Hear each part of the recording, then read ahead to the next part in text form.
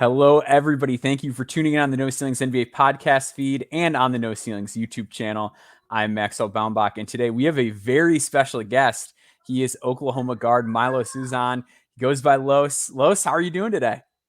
Good, man. I'm good. How you doing? I'm doing great. We're really excited to have you. You are a name to watch this upcoming season, whether you're a fan of college basketball or the NBA draft. So we're really, really excited to kind of get into your game. And the first thing I'd like to ask you, for people who aren't familiar with you or are newer to the NBA draft space, they like the NBA, they're, dipping their toes in college, the draft, things like that. How would you describe your game to someone who hasn't seen you before?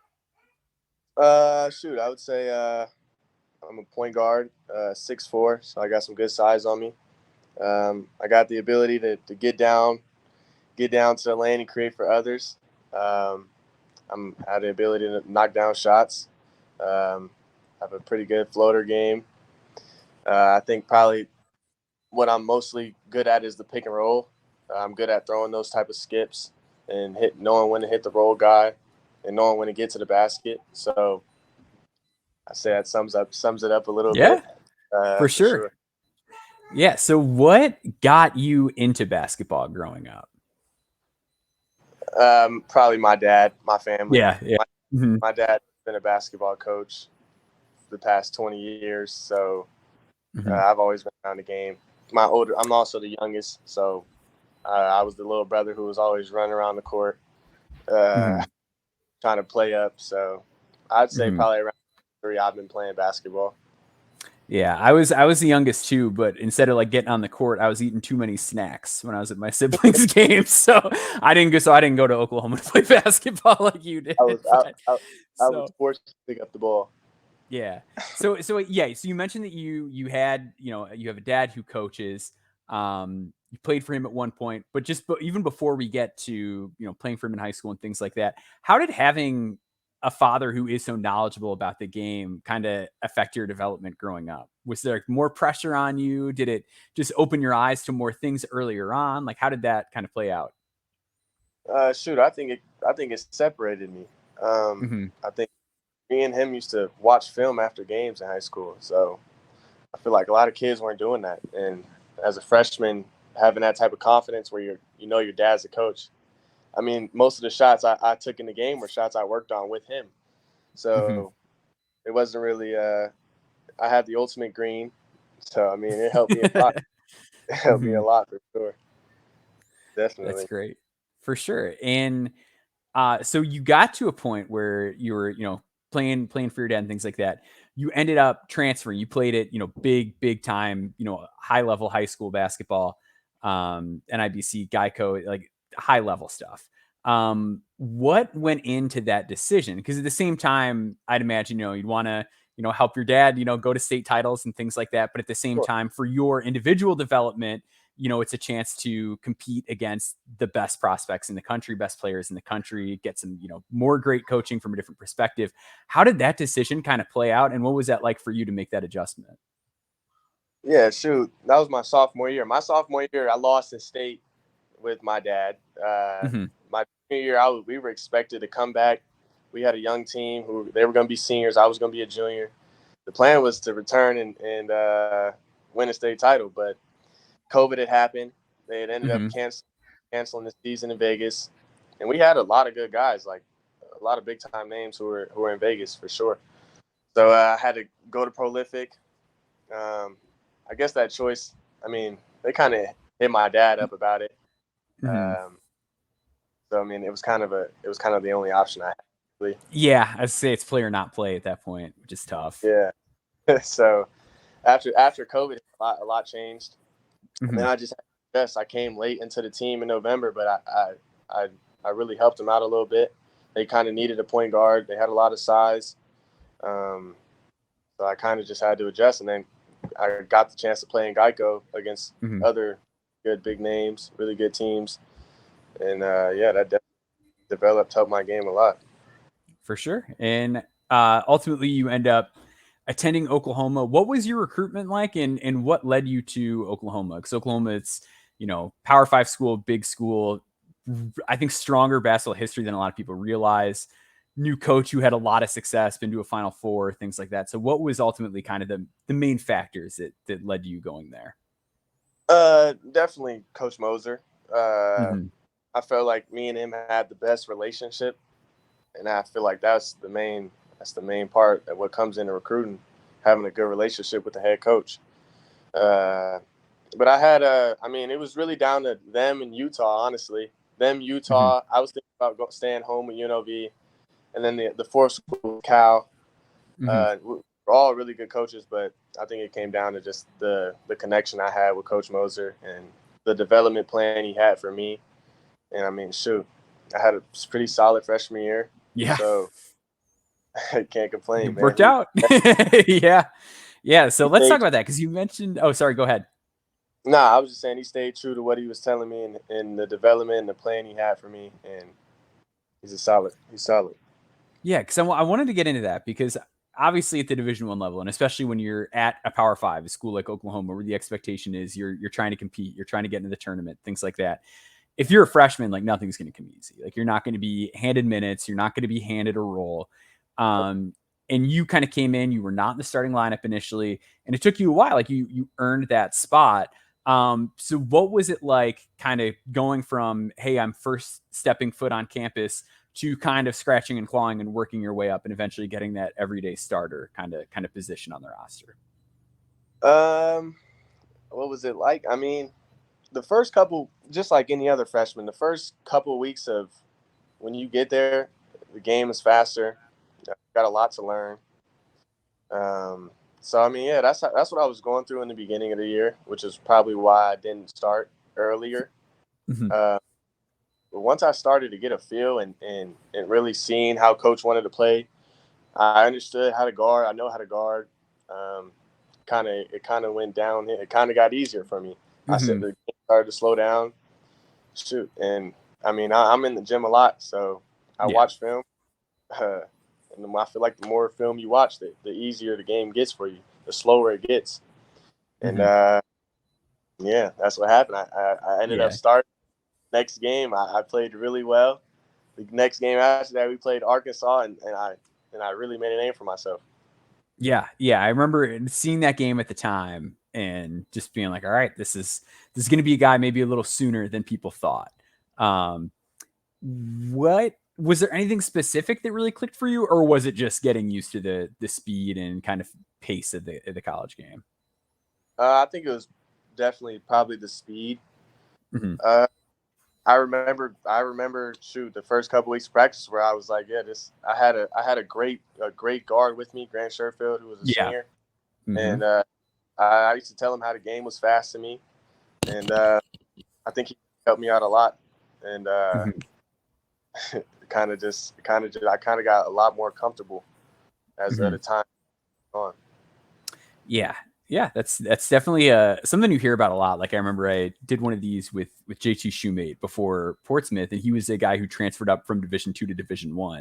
And even like that, like as opposed to high school to the Power Five level, he was saying like the first game he played, he was like, it felt like the game was just happening around me, and I didn't even know what was going on. So like I think that Division I speed and acclimation time, it's a really normal and kind of common thing. And then all of a sudden, it was interesting with you because you kind of flipped the switch before conference play.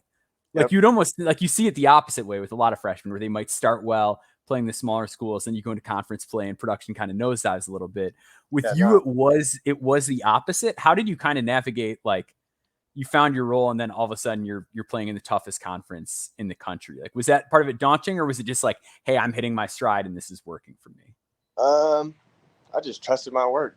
Shoot. Yeah. Like I said, I'm in the gym, and that probably gave me a lot more confidence than I had earlier in the year, and it ended up working out. Coach Yeah. started. I seen the staff and I seen the players really starting to believe in me around that time, and they really. I mean, the situation I was in, they needed me, so I Yep. feel like that played a part. The need Yeah. for that. So for sure. So let's get into your game and what you do really well. The playmaking and kind of creation stuff, both for yourself and for others, really is what really stands out at 6'4". Your handle and footwork are really polished. You keep the ball on a string. You start and stop well with the ball. good body control. What is your kind of process like when you are when you're putting the ball on the deck? And is there anything that you're kind of looking for anytime you're starting to initiate the offense, whether it's on an island or in a pick and roll? Yeah. The first thing I'm looking for is to see if there's a guy down there protecting the rim. Mm-hmm. If there's not, then I'm trying to get down there and start the domino, Mm-hmm. whichever guy side helps. I think I'm pretty good at passing with my left and my right hand. So I think that's a special gift that I have, whether I'm throwing with my right or my left. Um, yeah, that's really the initial start. I Mm-hmm. think in the pick and roll situation, if I'm in a pick and roll, I'm trying to see who's tagging the big. If nobody's tagging the big, then I can drop it off. If somebody is tagging, then I'm trying to make the skip. So I mean, that's really what I'm looking for offensively to try to get Mm-hmm. my guy. Um, yeah, shoot.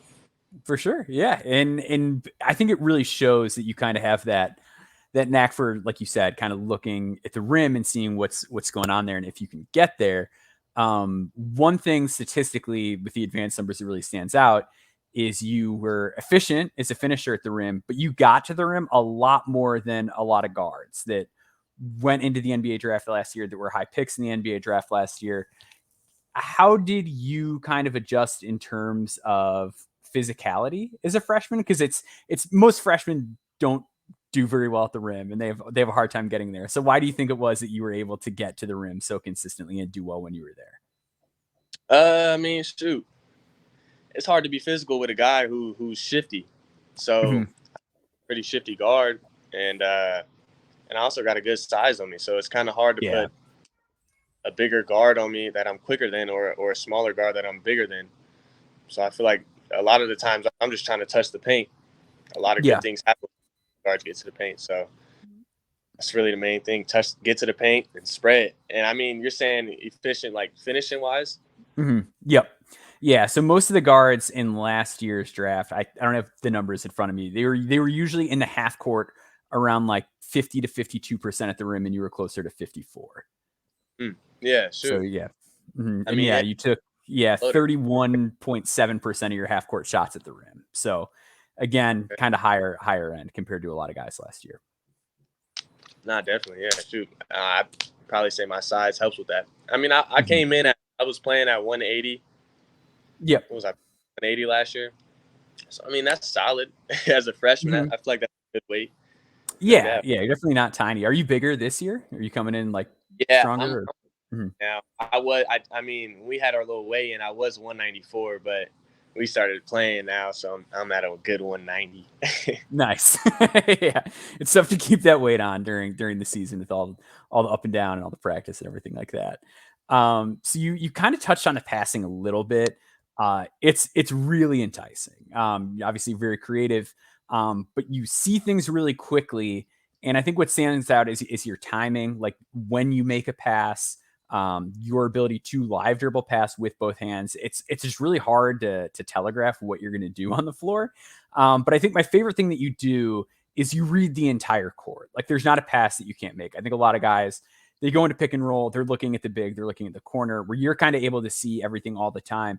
Is that how did you kind of develop as a floor general and being able to see so many things on the court when it's for a lot of younger guards, it's more just like one on one. It's me and the roll man, or it's the roll man and it's the Yeah. corner. Like how did that come along? Shoot, probably. I mean, I played for a good AAU team when I was in middle school, who Mm-hmm. taught me how to play the right way, along with my dad. So I mean, I'm really just trying to see where the mismatches are, and Mm-hmm. and try to, if I see my guy as a shooter, I'm trying to hit my guy in the pocket. I mean, I keep Mm-hmm. the game simple. So Yeah. Yeah. When I I, think so, would you say it's almost like people use the phrase like know your personnel about like the defense, like you got to know who's guarding you and who's guarding who. But I mean, it sounds like you're saying that's kind of equally true for like who your guys are too, like knowing your guys' strengths and finding where they definitely, are and what mismatches they might have. no, definitely. One thing I thought was pretty interesting too is that you had a nice little shooting leap throughout the season, but the biggest thing that changed was the volume from three. You started to take more threes a game. Efficiency was really high the whole season. Ended the year over 40% from three. Um, was there kind of a change in demeanor or confidence or anything that led to you shooting more threes, or was it just kind of taking what was given, you got them more, and you took them? Definitely probably confidence. My beginning of the freshman year, I mean, I've always been a pretty good shooter. I Mm-hmm. just didn't really fit like that. I was more so trying to get. I knew Grant is a scorer. Or trying to get Mm-hmm. him the ball and get him open. So that was really the thing last year in the beginning of the year. Towards the end of the year, though, I seen that's what we were missing. And me and Coach Moser had multiple talks about me shooting the ball and not deferring. And Mm-hmm. I mean, I guess I kind of did change my mindset a little bit towards. I seen some growth, so I definitely wanted to take off, and I Mm-hmm. knew it. I knew I could make these type of shots that I was passing up. So I just Yeah, started to. for sure. Yeah, it paid off. I thought the results were great. I'm excited to see how that kind of develops into this next year. Your game on the defensive side of the ball is strong too. I just like to lead with this one. What do you think you do best on the defensive side of the ball right now? What I do best right now. I mean, I'm pretty good on the ball. I Mm-hmm. use my length well. Um, I would say I'm a pretty good off ball defender as well. I do tend to turn my head and ball watch a lot though, but Mm-hmm. I would say I'm a pretty good off ball defender. I communicate a lot. I talk on defense, which is super important. So I mean, yeah, shoot, I don't know. I don't really want to. Yeah, I'm with you on guarding the ball, though. I think I do think that is something that really kind of stands out. What's your mentality on defense? Because I think you're a guy that's pretty tough to shake for a variety of reasons. Like guys, just if it's them against you one on one, a lot of guards have a hard time. Why do you think that is? I think it's probably because I'm actually a lot stronger than I probably look, and I'm really good at getting in front and using my forearm. And then I feel like this year, what I've gotten better at a lot is bullying ball screens and knowing how to, I guess, listen to the command better from the big Mm-hmm. on what ball screen will be. So, yeah, I mean, it's probably my length a little bit. I guard Mm-hmm. point guard. I have a better, I got more length on me to close out for Mm-hmm. sure. For sure. Yeah. And I think with the defense too, it did seem like you did a pretty good job navigating screens and getting around them last year too. Is a lot of that just communication, or is it again sort of like film study, knowing the opposing personnel? Like what do you think allowed you to kind of do a good job in those settings last year? Definitely knowing personnel, Mm-hmm. knowing what as a refusal guy. I mean, shoot, if the guy's dominant right hand, all of that Mm-hmm. plays a part. Depending on who I'm guarding, I definitely know the scout before the game, and if I know this guy doesn't like to go left, I'm definitely trying to push him to his left. Mm-hmm. And if he doesn't like to shoot off the dribble, I'm definitely sliding under the ball screen. So um, I guess it just really depends on personnel. Personnel is for sure a big one, definitely. For And sure. then having the right mindset, wanting to guard Mm-hmm. is another thing. Yeah, for sure. For sure. And what have you been kind of working on most this offseason? Like, what do you think will be the biggest thing that people who watched you last year and then watch you this year say, hey, that's a little bit different with him? I think I'm a lot more vocal this year. Um, I mean, Coach Moser's he's given me a much bigger role this year, so Mm-hmm. I'm just trying to challenge and be a leader for the team. But game wise, I mean, I'm really shooting the ball. I'm shooting the ball off the dribble a lot better. Not that I didn't shoot it. Well, I just didn't shoot a lot last year, Mm-hmm. honestly. But I'm shooting the ball if guys go under screens a lot better. I see the floor pretty well right now. I'm making some really good passes in practice. Can't lie.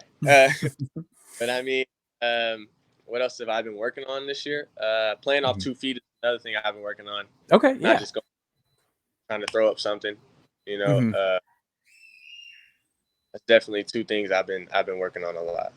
That's awesome. That's really exciting. I think especially the kind of the pull up shooting and shooting off the dribble, because like you said, last year you're playing alongside Grant Sherfield. And even this year, like you're a team that has a lot of guard talent.